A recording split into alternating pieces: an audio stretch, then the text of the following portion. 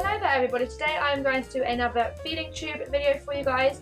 I've been away twice this year so far. I'm very lucky that I have been away. I won't be going away for a long time because my bank says, girl, you ain't going nowhere.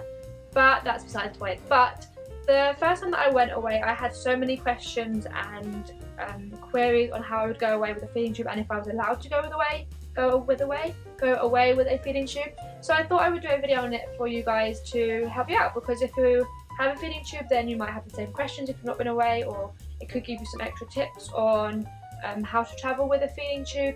And if you're not on a feeding tube then it might just kind of give you an insight of what goes into it, and if you have a friend with one, it can help you out. I don't know, you might find it interesting. No. So let's hop in. The first question everyone asks is, can you go away with a feeding tube? And it's the first question I had, and the answer to the question is yes, you can. It has a bit more preparation in it to go away, but you can go away with a feeding tube. That's not a problem. Before it starts, I thought I would just give a quick list of things that you will need to be able to travel abroad. So the first thing you'll need will be a doctor's letter. Without your doctor's letters, you're not going to get across the border with all the liquid and medication. That's just a given. So just contact your doctor or a specialist, whoever you're under, and get them to write you a letter that says what feed you're on, which you'll also need for your company for them to get across the border. You'll need what medication you're on. You'll need like a list of what medication you're on. The fact that you're travelling with sterile water, which has to go through the tube, so they don't just think you're trying to get water across to drink. And yeah, so you'll basically just need a letter confirming that everything is yours and that it is essential that you have it in your hand luggage, because you can't risk it going in a suitcase in case, God forbid, it gets lost. Basically they will check and they will go through your stuff and they will like rip it apart. You have to puzzle everything back together. You will need bags, obviously. So I got my feed bag in there, and I also had an extra bag which I will show you in a bit that I use for medication and feed and things like that. So you'll need extra bags, and obviously you will need to call your airline in order to get the extra bags. Oh, another thing that you should make sure that you know or are aware of is check with your hotel that they have an iron. But a kettle. Getting things a bit confused. Make sure that your hotel have a kettle, because you need to sterilise the water. If they don't, then take a portable kettle with you. You can get small ones and they're not expensive. So the next question I had was, how was I going to get all my feed and my syringes and everything over there? So there's two different parts to this. There's the first part of the feed. Now feed is obviously heavy and there's going to be a lot of it depending on how long you're going away for, but a minimum of 1 bottle a night. So the best thing to do, or at least what I did with my company, is I called my company that supplied me with my feed bottles and I told them that I was going away. They then gave me a holiday form that basically said what feed you're on, how much you take, blah blah blah blah blah, where you're going, and they shipped everything out there for me. Like literally everything. They shipped out all my feed for me, and they shipped out syringes as well, and they shipped out the giving set. So just let them know how long you're going for, where you're going, and they ship out everything for you.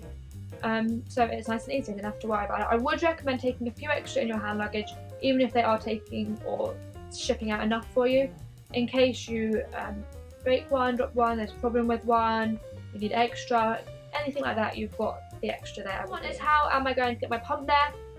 My pump is obviously the main thing of how I get my feed and everything besides the tube. So I would not recommend putting your pump in your suitcase if you are not using it. Obviously if you're using it there and then it would be with you. But mine comes with a cute little bag because it's the Frigo pump, so it's on the go.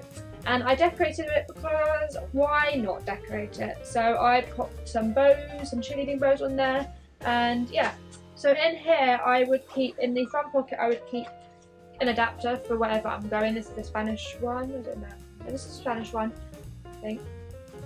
I don't know. Either way, take an adapter because you're going to need an adapter for your pump, because if it goes out of battery then you're pretty much screwed. So I put one in here like that.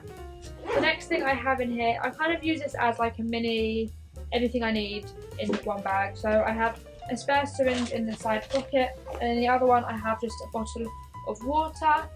Just make sure that when you're going through customs you tell them what it is, because otherwise they're going to think you're trying to smuggle stuff in, and that wouldn't be good. So then on the inside, I've actually got a bottle in here from last night, but inside if I'm not on a feed, then I would actually keep a bottle in here anyway, for when I do want one. I'll just hang it up next to it and leave it hanging for when I do want it. Then you obviously have the pump down here, and then if I'm well, either way, if I'm not using it, I kind of just tuck this the charger down the bottom. I figured it worked. I know you're not supposed to if it's liquid, but I did and it was okay. Then up here, I kind of just put like things that I don't want to get too like smashed, like the plastic cups that I use for water when I'm doing my medication. I pop some in here. I had an extra bottle, I don't know where I put it, oh, here. I just got like a sports bottle and I put some extra water in that to travel with, because I can't take my big bottles that I use at home because they're not watertight. So this is what I use when I'm away. So I just put that in there, and then I would put that like that, and I'd be done and I'd be ready to go. If you speak to your handline, if you speak to your airline before you go and explain them the situation, then they actually, well, at least my ones, both times they gave me an extra bag. So not only did I get the feeding pump bag, I also got an extra bag for medications and whatever I needed. The thing that I found really, really handy to use for getting medication and everything like that, of course, was one of these. So this is just like one of the hand luggage wheelie case things, I guess. But it's super, super helpful. So if I just open this up, I haven't got it filled because I'm not ran away and I just got back a while ago. But it has two sides, and on the one side I will put like giving sets, syringes, everything like that, and I'll also have like I'll kind of mix it up between sides, but I'll have any extra bottles of feed, I'll have all my medication. Don't forget to like work out how much medication you need and take a little bit extra. But yeah, I put everything in here. And tubies, on a plus side, when you come back and you don't have as much as you had on the going out, you'll have extra space for clothes in there. So take some money with you. You know, you've got to have a silver lining to everything, and every negative has a positive. Is that the saying? Another question that I was looking for when I was ready to travel was how I would get through security with it if it is connected to me. I also have a pacemaker, so I can't go through the, what's it called? The answer is it is fine. They look in the bag, they have a quick check that everything is looking normal and goes along with your letter, and they don't really have a second thought about it, to be quite honest. When I attached mine, this is one of the reasons why I left the thing in here for you, so I could show you. So when you have this part of the tube that gets connected, I connect it under my top, like so. So I'll connect it like that, so that it is not like kind of flopping everywhere. Not even to hide it, because obviously you can't hide it, but more just so that it doesn't get yanked because it's protected. And then I just kind of clip it to any, like my bra or a top underneath, so that it's a bit more sturdy and doesn't get like pulled on my clothes or anything. And I found that really helpful, because then it didn't get pulled because it wasn't out in the open. Another question that I had that I wasn't sure on is, I'm always very careful with how I get my face wet, because I was never sure on how the tape was. Like, I know it says it's waterproof, but I wasn't sure. So another question I had was, can you swim with the tube? The answer is yes. Obviously just be aware of what tape you have, whether it's waterproof, things like that, and make sure that the bottom of it is done up tightly so that you can't get the water going in there. I don't know how long you could spend in there, like in one go. Obviously I wiped it down after. Depending on what tube you have, or depending on any requirements for what you need to take with to travel with that tube. But for me personally, I've got an NJ tube, which means I have to tape it to my face so it can't cut out. And there's so many different tapes that you can use. There's white tapes, clear tapes, brown tapes, black tapes, cream tapes, you name it, there's probably a tape. But I have a transparent one, and the one that I use is called Offsite Flexi Fix. It's transparent and it's waterproof and it is bacteria proof.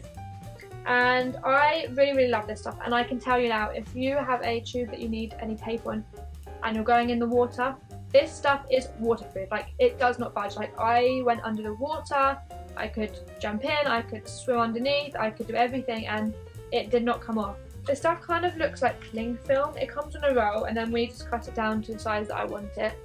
And you like take off the bits and you put it on your face. It's kind of tricky stuff and it takes a while to get used to, and you do not take it off on your own, because that could end badly. But I don't know if anyone wants a video on like how to tape it like in a good position if you have an NJ tube, because I found it super difficult when I first started, but if you do, let me know in the comments below. Well, that is all for this video. I hope you enjoyed it. I hope I didn't miss anything out. I kind of did it last minute. I wanted to do this video for a while since I was travelling, but I never got down to it, and I had like an hour before work today and I was like, let's do it, but I didn't put too much planning into it, so everything was probably jumbled and I don't know if I missed stuff, but I hope I didn't. I'm going to probably do a blog post to follow this up and maybe upload them on the same day. I don't know, it could be up before you've seen this, it could be up after you've seen this, it could be up at the same time. You never know with me. So yeah, and I hope you enjoyed it, and if you have any other questions or video ideas on tube stuff, then obviously be sure to let me know in the comments below. And if you have any travelling tips as well, then be sure to let people know in the comments below or leave a video response. I'm not a pro, I just know from what I experienced. I don't know if things are the right way to do things or anything like that. I just know that it's what worked for me. So I hope you enjoyed it, and until next time, keep watching, raise awareness for gastroparesis, and keep safe.